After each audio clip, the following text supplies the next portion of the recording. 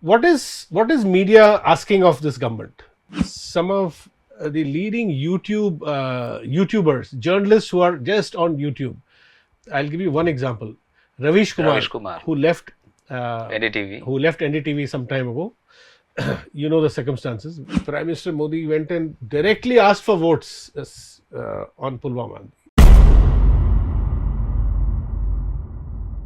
നമസ്കാരം. അതർവ്യൂവിൻ്റെ ഇന്നത്തെ എപ്പിസോഡിൽ ദ വയറിൻ്റെ സ്ഥാപക എഡിറ്റോറിയൽ ബോർഡ് അംഗം, എഡിറ്റോറിയലിൻ്റെ തലപ്പത്തുള്ള ശ്രീ MK വേണു ആണ് നമ്മുടെ അതിഥിയായിട്ടുള്ളത്. Welcome sir.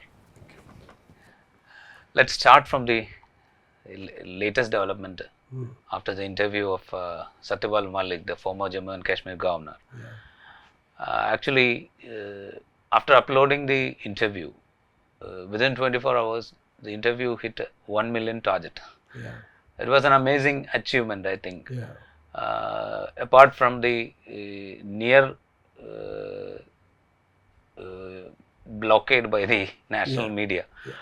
For 24 hours. For 24 hours. Yeah. After that, the pressure of news, pressure of journalism they prevailed. Yeah.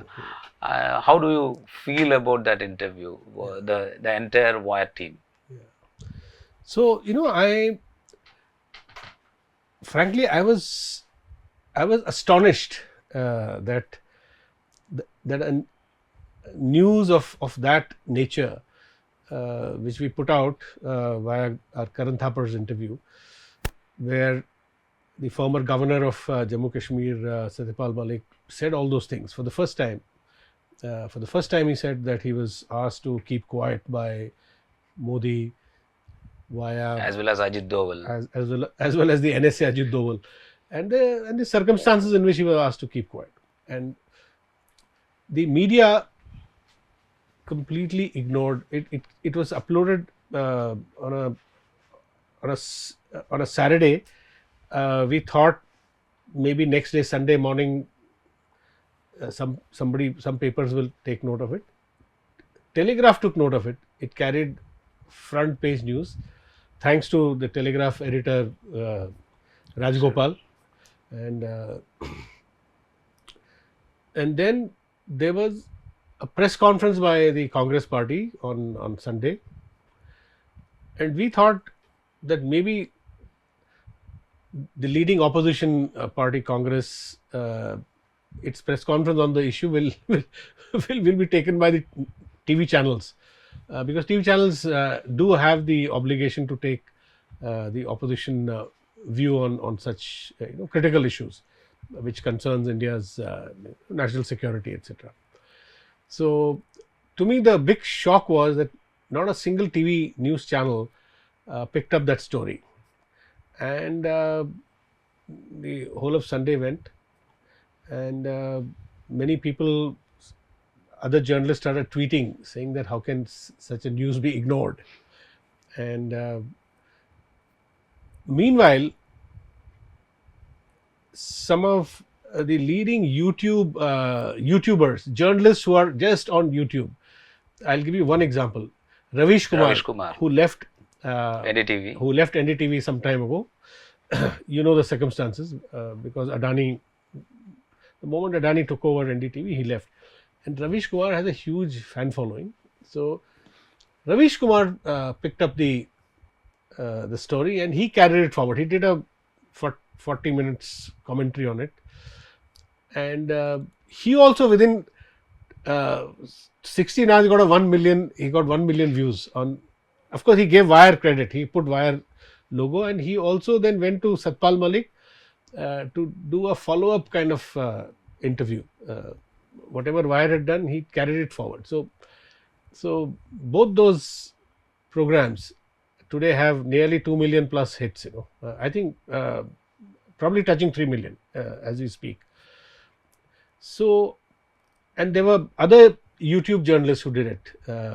I'm saying this because we are in an environment where traditional media is failing you, and you have journalists, more committed journalists, who are on YouTube on their own, with meager resources. They are the ones who are showing some spine and showing courage. So there's another Hindi journalist called Ajit Anjum.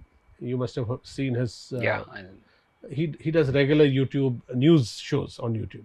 He also picked it up. In fact, he took permission from the Wire to use our clips, so we gave permission there. We got no calls from any other media. But the next day, because of general pressure and the imperative, basic, journalistic imperative of carrying news as it is. The next day, Indian Express responded. They carried the story, the Congress briefing, and they carried the story on front page, and they also gave the other side. They did some analysis also. Indian Express was on front page, Hindu was on front page, the Hindu, and a few other newspapers, Times of India inside page, Hindustan Times inside page. But I must point out one thing here. It is the newspapers in the regional media, newspapers outside of Delhi. As you go down south of Vindhyas, I find that the media is fairly fearless. They don't care for what Delhi might think, or the fear factor that exists in the capital and in the north, because the ruling regime has a very strong hold over the north, and they keep it that way because north is where they get majority of their seats, right? So south they hardly have a presence except little bit in Karnataka. So of course they have a government in Karnataka. So I find that the media, regional media, has been carrying these stories and showing a lot of impartial and courageous journalism.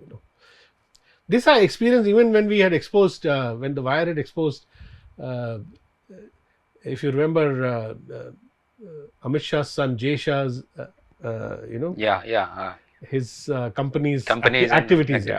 So even then I remember the southern media in Telangana, Andhra, Tamil Nadu, Kerala, even East, Orissa and Bengal. Even here, Telegraph is a Bengal paper, right? Yeah. So they did a lot of follow-ups. They didn't show any fear. So I think I see that as a redeeming feature. So, and I feel that India, in some ways, India is like 29 countries, so different languages, different cultures, different media cultures. For instance, UP has a completely different media culture as opposed to say Kerala or Tamil Nadu. Kerala, Tamil Nadu have far more evolved, robust, media tradition, even intellectual tradition, I would say. So linked to media. So that's for me, that's a silver lining. That's a redeeming feature. Satyapal Malik's revelations, that was astonishing and stunning. Yeah. And there is something interesting in it, is that the champions of patriotism who are ruling the country are facing the heat of allegations related to Pulwama incident. What will be the political fallout of this interview and the fight that is carried on by the Wire and the media like Ravish Kumar, other journalists and the vernacular press? These medias are putting forward. What is media asking of this government?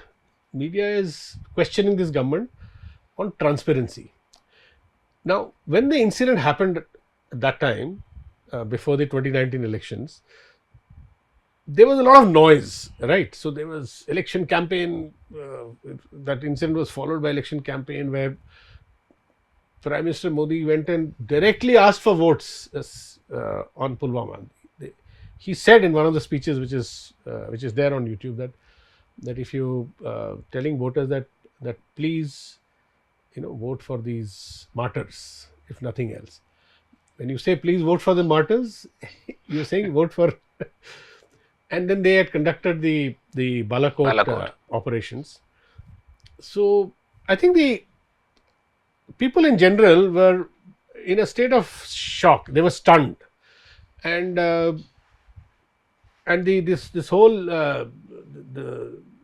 the campaign of jingoism worked.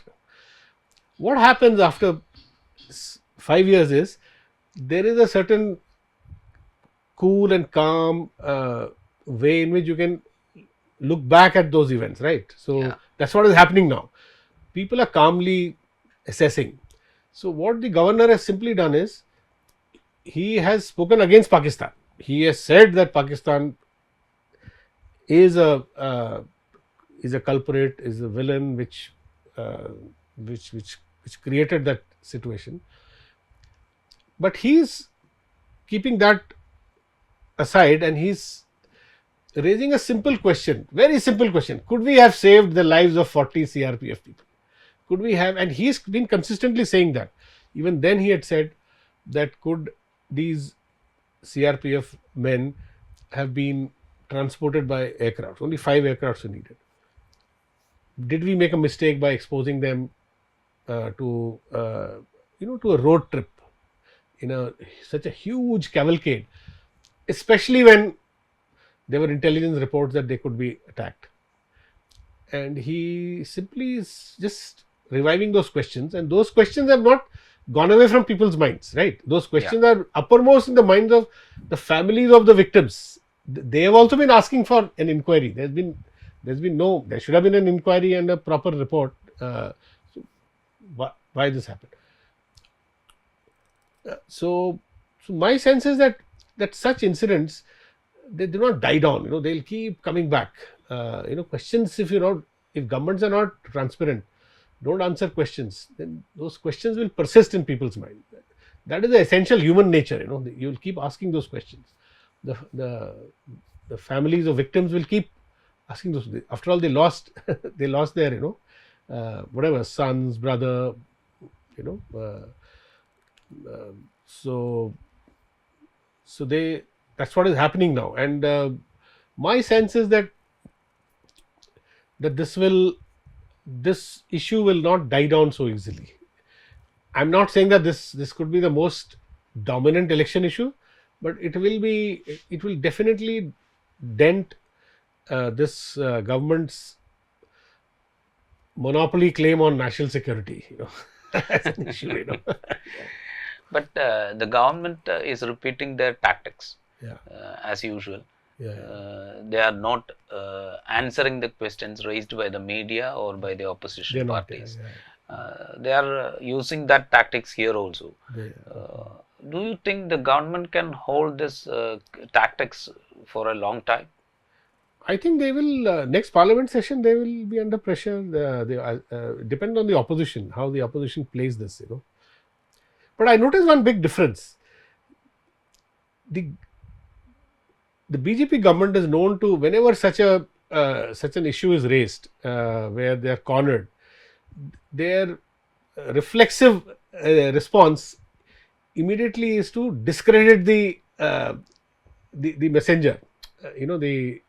But they have not so far attacked the former governor, Satyapal Malik. Yeah, they have not attacked Satyapal Malik. Normally they would by now they would have like character assassinated him,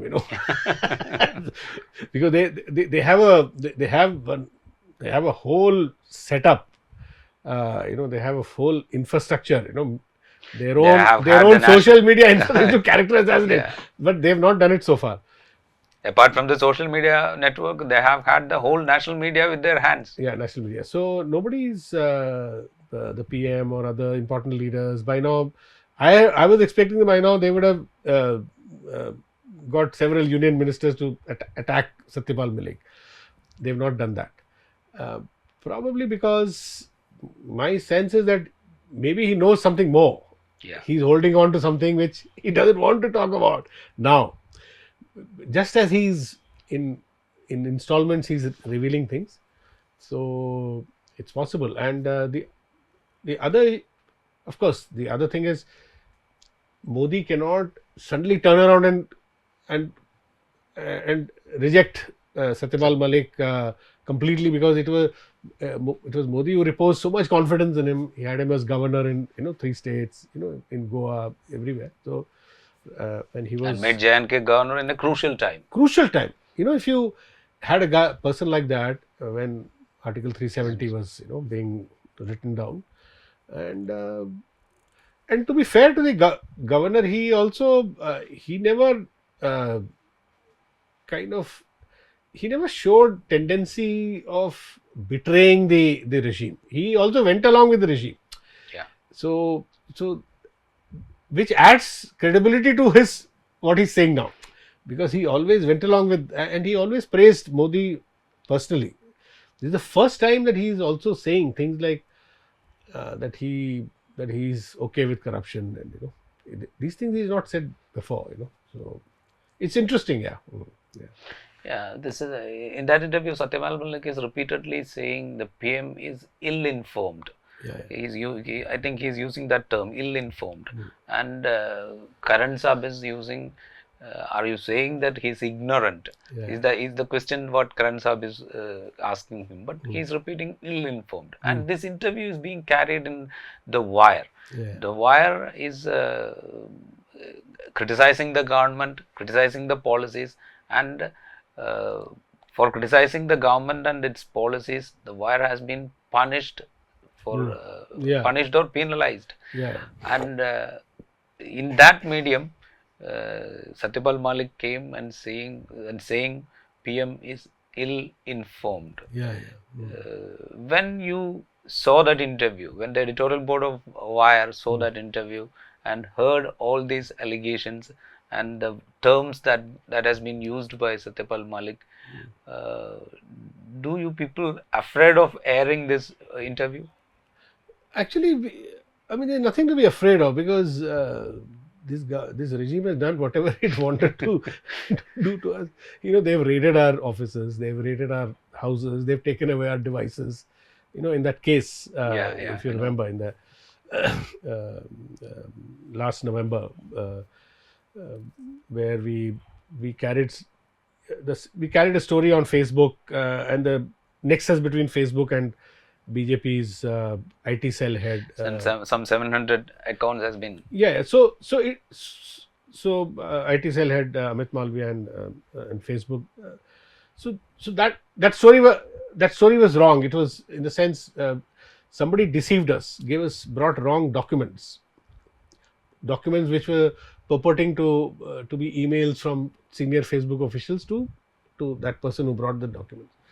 So we immediately, like all media houses do, we immediately took down the article. We apologized to our readers. Now, but they used that occasion to file cases against us, cases of forgery. So they filed, Amit Malviya filed cases of forgery against us. We in turn filed a case of forgery against the person who brought the story. He was not a staffer. He was our tech consultant. So anyway, so they've taken away our devices, and we are still fighting that case in the courts. So all our phones and our computers, our office accounts and administration hard drives are all with them. So we are still fighting that case. In this backdrop, what is there to be afraid of? They've done whatever they wanted to us. So how many court cases are you facing now? So see, in the last 9 years, there have been many court cases. I can talk about some of them. This case has not. It is still being investigated. 6 months on, it has not gone to court. So we are just waiting for the Delhi police to investigate this case. So quite apart from this, which was very high profile, and which like scared a lot of our donors, our readers also. So there have been other cases where we some of them we've also won. For instance, the UP government is very trigger happy, I'm saying in a judicial sense. They are trigger happy otherwise also. So so judicial trigger happiness. So they filed cases against our reporters. There were 2-3 cases that were filed. One case is still being it's in the court. That case was about some mosque in Barabanki in UP, which was small mosque, which was demolished for some various reasons, some technical reasons, land related issues, which everybody reported. BBC, Indian Express, all the newspapers, we also reported. But they filed a case against us. So they said that reporting of a mosque being demolished is creating enmity between two communities. So there is a section 153 in CRPC. So they are invoking that, saying that even reporting of this case is it leads to a creation of creating enmity. So I was telling people, by this logic, we couldn't have reported the demolition of Babri Masjid. That means media cannot report anything, So anyway, that case is going on. On that case, we had got some relief from the Supreme Court. Supreme Court told restrained the UP police from taking any precipitate action against us. So now that case is going on. It's in the lower court, but we are fighting that case. There was another case, if you remember, during the farmers' struggle. Farmers' movement here. This government was very panicky. They were rattled by the kind of massive pushback they were getting on social media. So they filed several cases against journalists, editors, indiscriminately. Mrinal Pandey, former editor of Hindustan, Hindi Hindustan, Rajdeep Sardesai, many cases. So one of the cases they filed was against us, where our reporter had gone to Rampur just to speak to the parents of one Sikh boy who had died in the firing near Red Fort. So that boy belonged to Rampur. So she went and spoke to the parents, and who were apprehensive. Parents were saying that they thought that he might have been killed by a bullet, but the police version was that no, that boy died because the tractor he was traveling on, it kind of it overturned and he died due to the accident. So we put out both the versions, but the case came against us on that. So that case we won because the Allahabad, the High Court recently quashed that case. So, and then there are and then there was another case which they had filed where Siddharth Vardarajan, my partner, he had to he was named in another case which was filed in the Ghaziabad, I think, police station. That case is not going anywhere. It's kind of it's in cold storage. And before that, as you know, we had a long legal battle in the Jay Shah case, right? Yeah. Which Ahmedabad High Court, it came up to Gujarat High Court, then it came to Supreme Court. Then that case is also at the moment is in cold storage because the other side is probably not pursuing it. Maybe they find that it's futile to pursue it because by now Jay Shah has become a big man. He's become BCCI. So at that time he was a very small official in the cricket board. The Ahmedabad cricket board. Then there were cases that were filed by organizations and people who are in some sense close to the establishment. Like there was a case filed against us by Rajiv Chandrasekhar. Now he is a minister. So that case is still going on in Bangalore. Then there's one case which was filed by Jaggi Vasudev, because there was a report we carried on how some land in Coimbatore was, tribal land in Coimbatore was encroached upon as per the local town planning department documents and all. So he filed a case. So then there's a case filed against Shri Ravi Shankar. I mean, I'm just telling you the kind of people that are. So, and then there was another case which was filed against by the Z Group. It was about the lottery business in Northeast. Z has a lot of other business besides media. So they filed a case against us, which we won. We went to one of the Northeast High Courts and we got that. So we think that of course I forgot to mention the latest one is of course Bharat Biotech, because we did extensive reporting of the COVID vaccine development, and as you know, all vaccine development, whether it was Pfizer or Bharat Biotech or Moderna or the other one, AstraZeneca, people were questioning all the vaccines because of the short period in which they were being developed, right? So the speed with which it has been developed. So there was apprehension in people's minds about corners being cut. So we did number of reports on everybody. And for the case of Bharat Biotech, a time frame has been given by the government itself to develop a vaccine. Yeah. So Bharat Biotech filed a case against us. They got an ex parte order from a Hyderabad, some small court, ex parte order, take down some 13 stories. So we had to sort of honor the court order. But now we are fighting that case also. Yeah.